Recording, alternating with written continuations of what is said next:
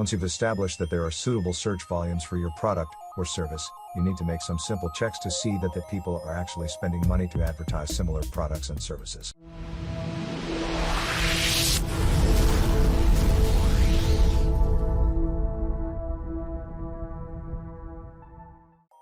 If your competitors are spending money on advertising regularly, people must be buying. There is no point in setting up your website just to find that nobody is spending money online for your area of interest. One clear indication that there is a vibrant market in your niche is to check the search engine results in Google or Bing for your key phrases. Look at the top, bottom, and on the right-hand side of the page for advertising. If you see that there are other companies paying money to sell similar products or services, this is an indication that people are actually making a profit with this online. When you did your keyword research, in the chapter before, you will see next to each keyword the words high, medium, or low, under the column competition. You will also see a prediction of the cost of your advert to appear on page 1 of the results. This indicates how many people are paying money for this particular keyword or key phrase. In the last column of the analysis, you will see a suggested CPC, cost per click. This is an estimate of what it will cost you for someone to click on an advert, which brings them to your website. But remember that the higher the cost per click indicates stronger competition from your competitors. As I mentioned before, another good source of information relating to the profitability of your chosen niche is to visit Amazon.com.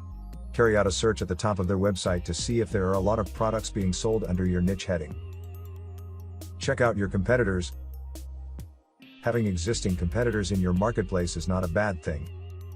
It indicates that the market for your product or service has been established by other businesses. The real trick here is to learn all you can about your competition. Their success shows you how to succeed. Study the best, at least the top 10 results, and take notes of all the features they offer, how they lay their website out, what content they incorporate into their website, and any particular areas that you think you can improve. You can then incorporate all of the good ideas, changing them to make them your own, then work to improve on them by at least 10%. If you are able to identify anything which you believe should be included and is missing from your competitors' websites, you should also incorporate this in your website in order to stand out from the rest. You should also keep a constant watch on your competitors to keep up with new developments in your area of operation. A useful service is Google Alerts, where you can receive news and information based on certain keywords. You will find a link to Google Alerts on this page. There are also some specialized tools that will help you to analyze the market in greater detail.